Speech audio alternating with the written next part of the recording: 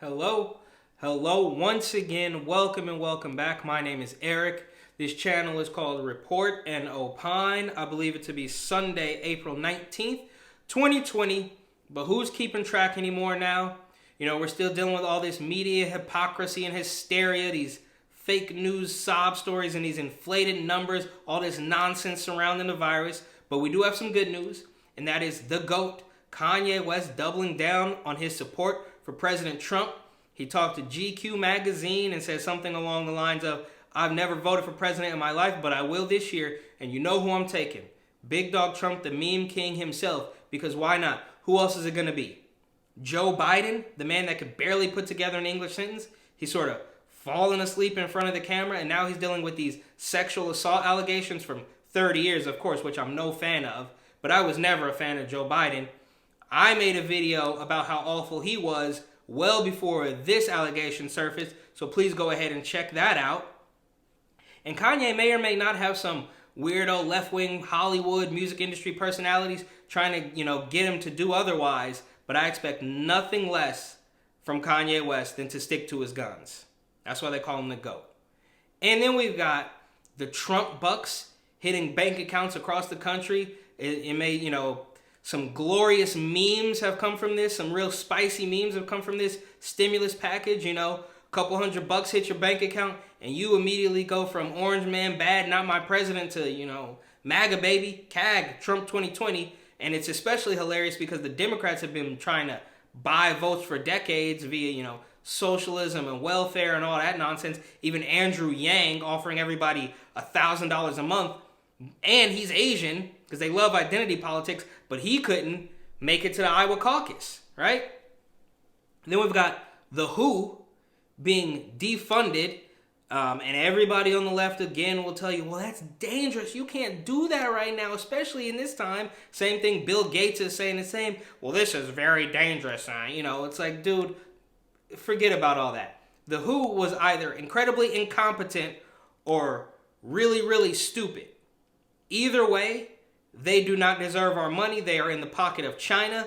And there's this viral clip going around, no pun intended, of this reporter asking one of the World Health Organization representatives if they would consider Taiwan's membership into the WHO. He pretended as though he didn't hear the question, hung up on her. When she called back and tried to repeat the question, he said, no, let's go to the next one. It's actually really quite eerie video. Loads of links in the description. Go ahead and check it out. Then we've got Trump announcing his 3-phase plan to reopen the country, which we obviously need bigly. Now, everybody on the left is going to tell you, again, it's too soon, we're not ready. Which begs the question, well, when? Are we going to wait until nobody dies of anything to restart the country? Because we know you guys have already been juking the stats and fudging the numbers. So we're not just going to wait until there's no deaths ever and then restart the country.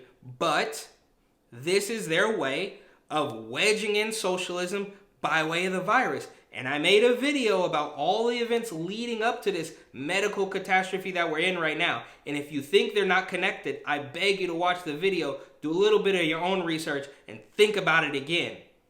Because this is obviously a deep state hit job. Not the virus itself, but the media coverage and the Democratic targeting of President Trump, even though they were all on the opposite side of that coin late February, early March, saying, don't worry about it. If you don't eat at a Chinese restaurant, you're racist. And now they're saying, well, Trump didn't do enough.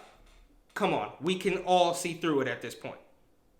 Anyways, while President Trump is unveiling his 3-stage program or 3-phase program to get everything back up and running, Nancy Pelosi is taking interviews from left-wing late-night hosts and showing off her $5,000 refrigerator and her gourmet chocolate ice cream collection. And she thinks that plays well.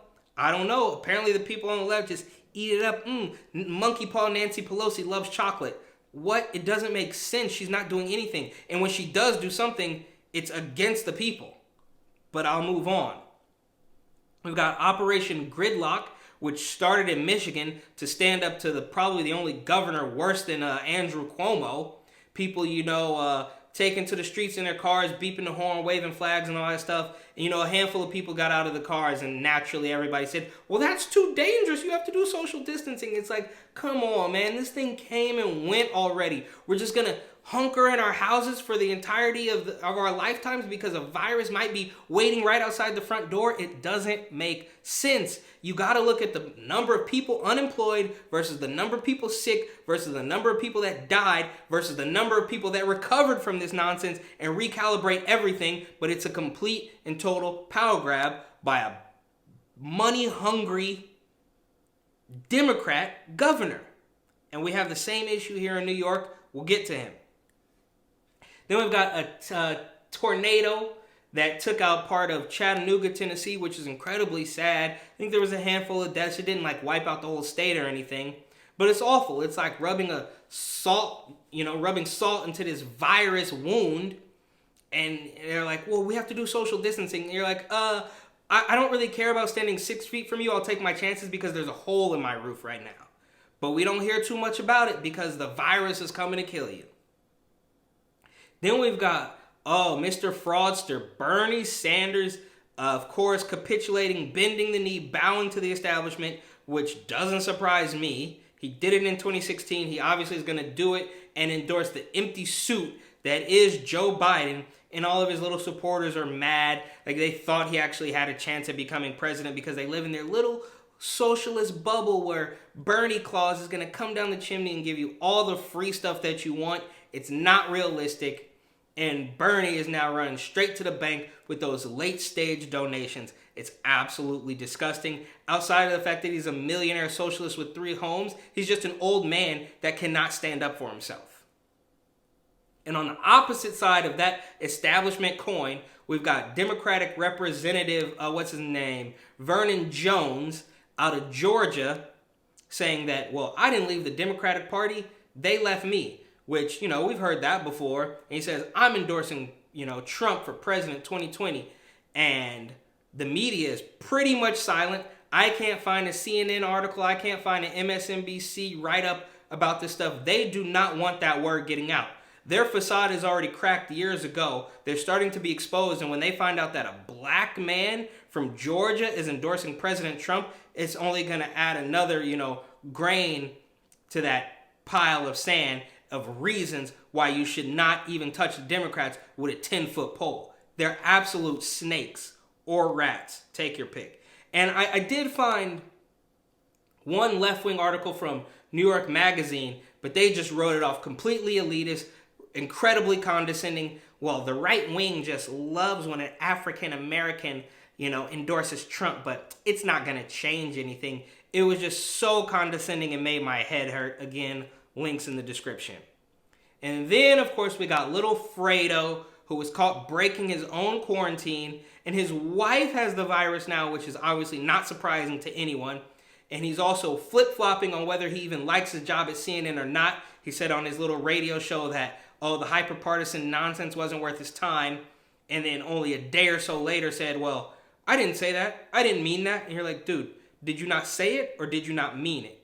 You should probably stick with you didn't mean it, because through the powers of the internet, we can all just rewind the tape and watch you say it again, or listen to you say it again, I should say. And while this is all happening, he's flip-flopping, he's out of quarantine, his wife's got the virus, and his brother, the governor of New York, of course, is saying, we need to do this for an extra 2 weeks. It's just not safe. It's just not safe.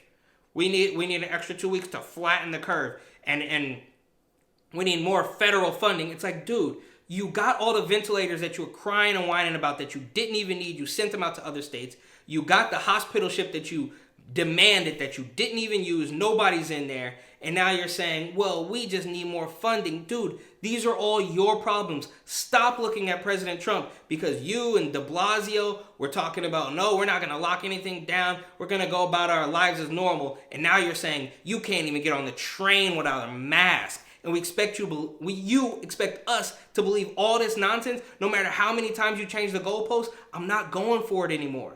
It's absolute insanity. And I said it before, I'll say it again. I have to ask myself this almost every day. Is it malicious or is it stupidity? Because you never know with these people. And I have had enough of it. So until the next one, have a wonderful morning, afternoon, or evening.